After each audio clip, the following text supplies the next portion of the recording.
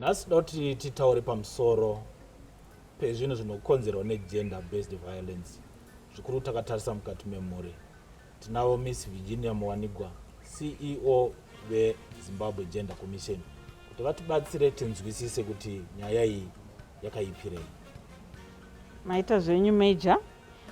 Pakutaura zvinokonzerwa negender based violence ndichatarisa the physical effects. And physical effect ndodimbura ndichiti the physical, the immediate is physical pain. Kune anenge arohwa kana kuti aitwa zvaitwa, apiswa, mwari kupisana nemafuta, mwanochekwa nemapanga. Last week kubasa kwedu takaverenga zvichinzi kune mumwe akazotema mukadzi wake nedemo akazobvisa musoro. So the physical is the pain on the body that is inflicted. But for purposes of also discussing, tichitora kubva kune anombonzi root causes, but tichiziva kuti hasi mamitsi. Munoona kuti dzimwe nguva vanhu vanoti tiri kurovana kana kuti tarova munhu nekuti mari ishoma mumba. Saka ndozvazondiita kuti nditi hasha ndikazorova munhu wangu. But tikada kutarisa the physical, kazhinji kachona marovana kudaro pakuvara munhu paakuda kuenda kuhospitari, kwakuda kunobhadharwa kuhospitari. Dzimwe nguva munhu anofa, zvaakuda mapurisa. Dzimwe nguva munhu anoremara, zvaakureva kuti kana ari munhu anga achizvishandira haachakwanisa kushanda because akuvara. Saka pamambofunga paya kuti mamuchigadzirisa mhosva yacho, problem yacho yatokura kupfuura ipapo. And tinoona kuti nyaya yekuti pamwe munhu azotorwa nekuti mumwe wake afa pakuita violence paya, zvaakureva kuti nevana manje vaakusara vasina vabereki. Mumwe mubereki afa, mumwe mubereki akujeri. Saka vana vakusara vasiri vulnerable, yatinoti vulnerable, nekuti havasisina anenge achikwanisa kuvachengeta. Tikatarisa futi even economy yedu, kuti zvine zvitonyasoziva kuti economy yedu yemuZimbabwe hatina mari, the economy is struggling. Saka munhu for the decision yekuti ini ndoda kurova hangu munhu kana ndoda kukuwadza munhu rather than kuti tigadzirisane murudo muzvakanaka muchiKristu, unopedzisira wakukostira nyika mari, nekuti kuenda kwemunhu kujeri imari yekuti munhu iye anga achidya ari mujeri, imari iri kubhadharwa nevanhu veZimbabwe kuti munhu iye anga akagara mujeri. Imari ichashanda futi pakuenda kumakotsi, vanhu vese vachashanda nyaya iya kunenge kuri kubhadharwa. Imari ichashanda futi kumahospitari kunenge kune vanhu vanenge vachishanda, instead yekuti manesi anga achishanda kudzivirira vanhu nyaya yeCovid, akufanira kushanda kugadzirisa vanhu vakuvadzwa munyaya yeviolence. Saka ndiri kungopa that scope yekuti that decision you make to say I'm going to be violent in this way, it has far reaching consequences beyond kuti iwewe wafungwa kuti zvaanani nezvazoitika. So that is the physical. Dzimwe nguva tinoona kuti paphysical, kana iri physical iri sexual, tinoziva kuti tinozoona vana vedu ndopatinonzwa kunzi mwana ane nhumbu kana kuti amai vabatwa chibharo vaane nhumbu. And so that also is another effect. Saka nhumbu iyoyo haisi nhumbu yanga yakarongerwa, haisi nhumbu inodiwa, nekuti nhumbu iri kubuda sexual assault or sexual violence. So it also becomes a problem yekuti it's not just about that nhumbu, but it's also upenyu hwese. Ndofunga takamboita imwe nyaya yamazuva makore akapera yakatora nguva yakareba ine munhu akarepwa and then akatadza kukwanisa kuti abatsirikane, and akazopedzisira akatove nemwana, and kukoti zvikazoruliwa kuti state yedu had to actually compensate her because now she's forced to live with the result of that. So it becomes a challenge, and from a Christian perspective, minamato inenge yakudiwa inenge yakafanira kunge yakatonyatsosimba yekuti munhu akwanise kuve cancelled kuti uchigara nemwana who is a result of rape. So it becomes something that needs to be prayed about because it's a reality. Dzimwe nguva mama-physical effects ndeyekutoti patinotaura kazhinji kacho kuti baby dumping nei hatizive vakawanda kuti chii chakaitika kuti azosvika ipapo, but zvinogona kunge zvichibva ikoko. Apa handina statistics, but isusu from our work we know kuti sometimes when women are faced with difficult decisions, they make the unfortunate decision to dump. And padumping apa tichitaura futi tichiti mwana anodhampwa naamai kazhinji kudhampwa kwechiviri, anenge ambodhampwa nababa before adhampwa naamai. So these are some of the physical effects. Psychological effects is zvanambotaura zvokuti mental anguish, kuti munhu wese tinonyatsoziva kuti kana zvinhu zvako zvisina kunyatsoita mushe uine chinhu chiri kukunetsa musoro unotadza unyatsogadzikana, and it ends up sometimes also becoming physical in effect. because kana musoro mako zvisina kunyatsoita mushe ndo patinozonzwa kuti mabp ari kukwira, munhu azongodonha, mumwe ndiye vamwe it gets so bad zvekuti pfungwa dzinokanganisika, munhu otopinda munzira atokanganisika nenyaya yekuita violence yaari kukanganiswa nayo, whether yambotanga iri physical, sexual, whatever, but inogona zobatana yopedzisira yave yaita kuti munhu atokanganisika mupfungwa. Vanotaura vakawanda vanofunga kuti physical violence ndiyo iri wese, but physical violence handisi kuti yakanaka, but chainosiyana nedzimwe ndechekuti kazhinji inooneka, and because inooneka vanhu munogona kuzobatsira kana kukurukura kana kuona kuti ndezvipi zvingaitwe, whereas with the psychological and sometimes the sexual inogona kunge ichitwa yakawanda zvekuti hapana ari kuziva, saka it can happen for a long time ichikanganisa ari kuzviitirwa wacho. And then social effects inoda kubatana nezvanambotaura zviya zvekuti because of violence kana tatine upfumi hwedu hwatachifunga kuti ushoma takutohuparadza futi because huchada kuzogadzirisa zvabuda muviolence. But more importantly ndezvekuti it has also been proved muresearch kuti vana vakawanda o vanhu vakawanda vari violence in their adulthood, vanhu vakararama neviolence vari vana adiki vakadzidziswa or they were modeled nyaya yeviolence. Saka kana muri mumhuri mekuti mai nababa vairovana, kana kuti baba vairova mai, kana kuti mai vairova baba, vanotaura nezvazvo psychologically vanoti somehow tinozviona tiri vana vadiki tichichema, but wazokura unotanga kuita futi izvozvo zvacho zvaimbokuvhundutsa.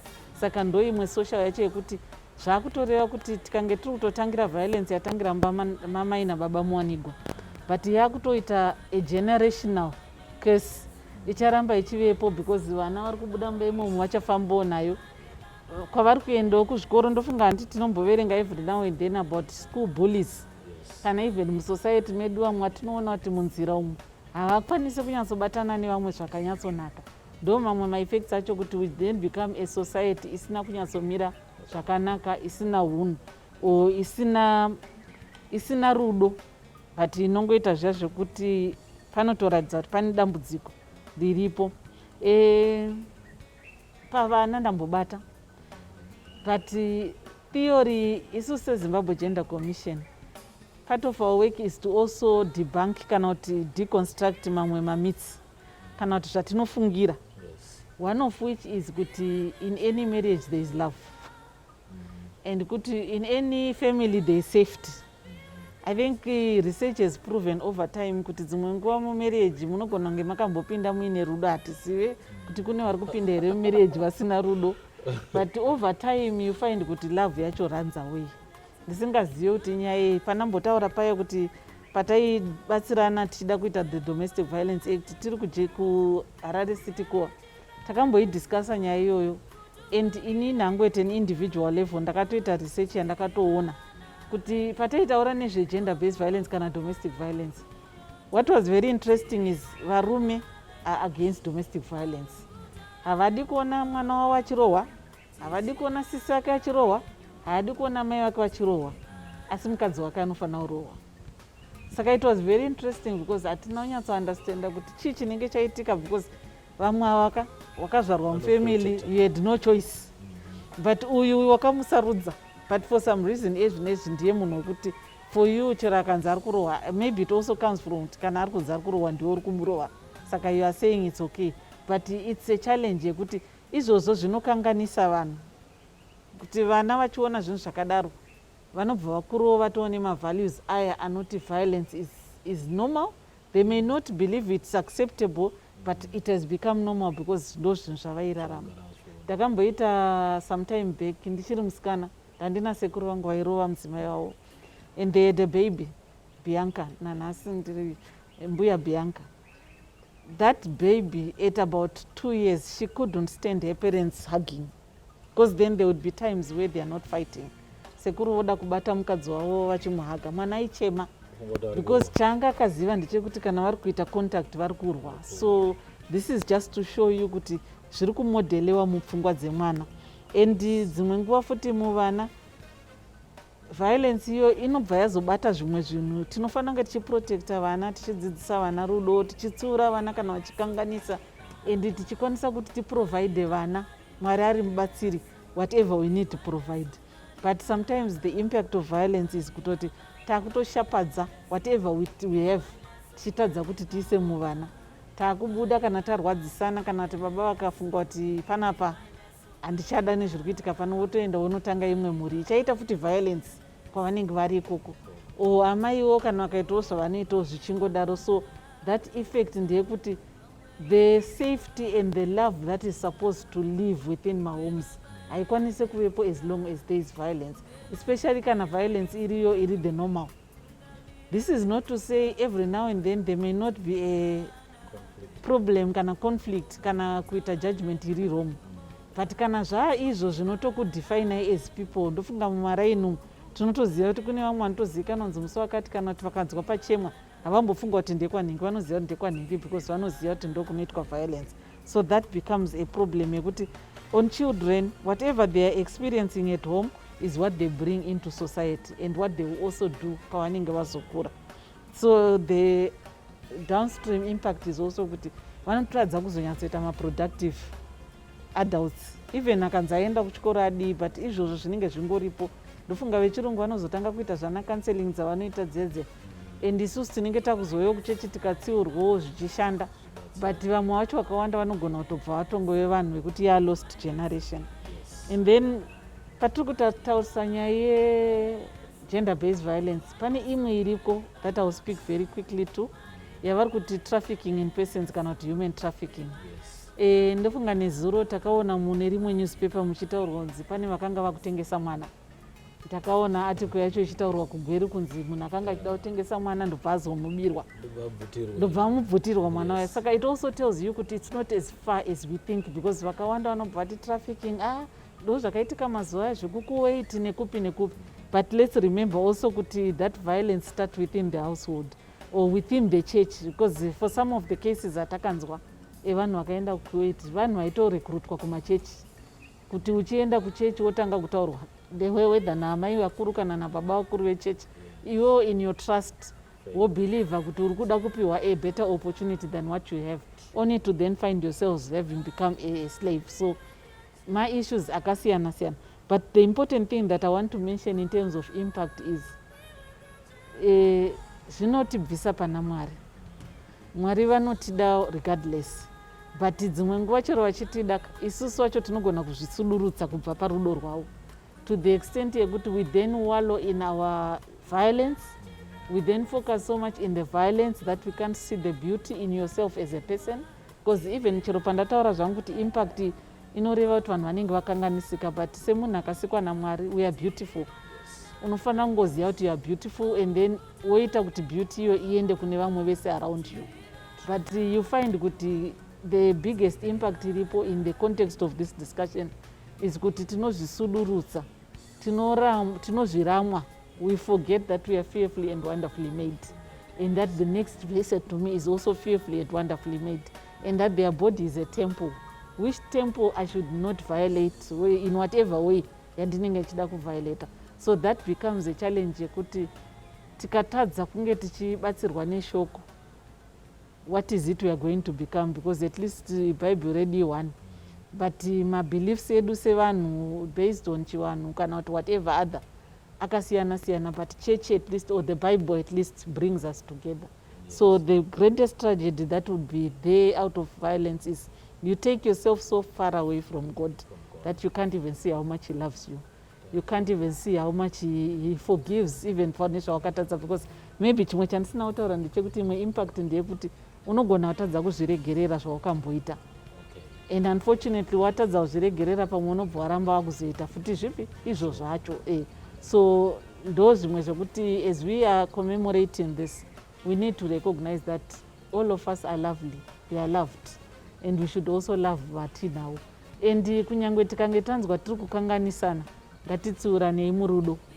And it does not really change, kurova munhu does not change kuti zvinhu zvakanganisika, and it does not guarantee kuti mangwana hazvikanganisike futi. But what is important is kana mukange mazorovana mangwana, what is the basis from where you are starting? Because kana makatombotangira ipapo, chero zvikanzi mazoregererana madii, sevanhu kazhinji kacho tikati takuregerera, ndendaregerera asi waseva, chikazodzokoredzeka chodzoka futi chonzi musuya, so izvozvo zvinoreva kuti hapasisina.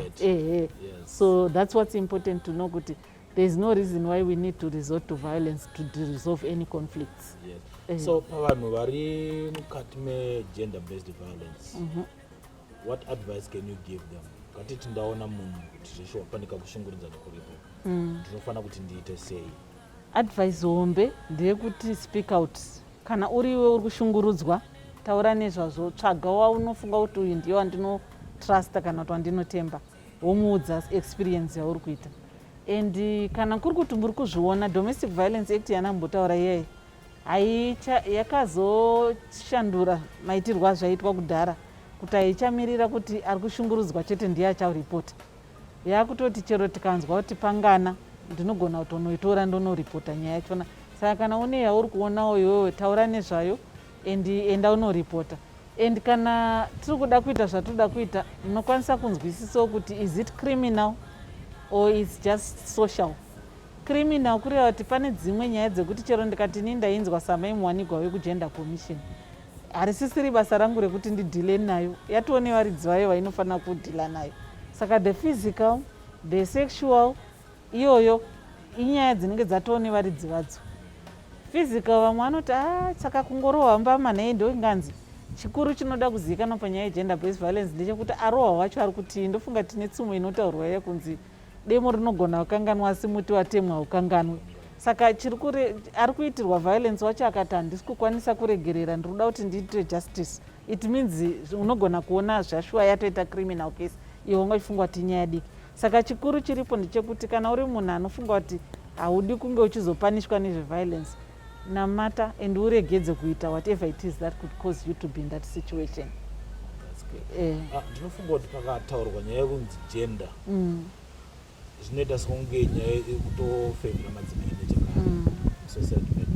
How are you dealing with that misconception? Misconception iripo zveshuwa yekuti tikangoti gender vanhu vanofunga tingotaura nezvemadzimai, but chiripo ndechekuti tatongoti gender, definition yegender, social differences, social not biological, social differences among men and women which are learned, which can change over time, and which are also based on culture or religion.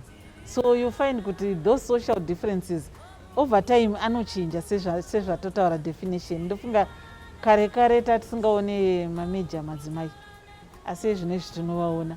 Kare kare zvazvisingambofungirwa kuti unganzi kune president mudzimai, asi zvinezvi vari kuwana Angela Merkel, vari kutonga nyika, vari kufamba nezvirongwa zvemunyika dzavo. Kare kare zvayo zvichinetsawo futi kuti unganzwe munhu achinzi munhu wemudzimai ndi-CEO, asi zvinezvi variko ma-CEO. Kare karewo futi zvainetsawo kuti ufunge kuti ungasvikosangana nanesi wechirume, asi nhasi ndinomuwana nesi wechirume kana secretary wechirume. Saka izvozvo there are social differences. Chinozoita kuti zvifungirwe kunzi gender ine chekuita nemadzimai ndechekuti kana kazhinji tichida kugadzirisa zvinhu tinotangira pari tisina kumira mushe. So panguva ino nenyaya yepatriarchy iya yandambotaura, varume kunyange zvisina kuvamirira mushe, but mukazocompare the same people, varume from the same situation nevakadzi vari in their area, murume anenge atongori nani, even nekutambudzika kwake asi anenge ari nani, nekuti at the end of the day ane some power that our society gives him. Saka the reason why it seems like it's about women is kuti panguva ino research inototudza kuti vanhukadzi ndo vari kubatirirwa zvakanyanya nesociety yedu mamiriro ayakaita. And vamwe ndo vanoda kubva vati zvegender zvanzi tobve tatongwa nevakadzi. It's not necessary. I think it's taking an extreme view of nyaya dzegender kuti uti toda kutongwa nevakadzi. Ini ndinongogara ndichiti kuvanhu kazhinji kana zvanzi patoda kutsvaga vanotonga, there is always a possibility yekuti anokutonga mukadzi kana kuti murume. So kana tichitaura zvegender chatiri kungokumbira ndechekuti vhura pfungwa dzako uzive kuti anogona kuve mukadzi, anogona kuve mukadzi. Murume vanoti it's automatic. So apa chateta kukumbira ndechekuti takunyengetedza kuti ingoziya kuti zveshuwa kana zvikanzi kansela wekwenyu, kana zvikanzi anani vanokubatsirai zvinhu zvenyu muarea menyu, mufamily menyu, anogona kunge ari munhukadzi. So the only reason why gender ichiita kunge inoassociate more nevakadzi is because ndo vari kuchema ndo vane matambudziko avari kusangana nawo.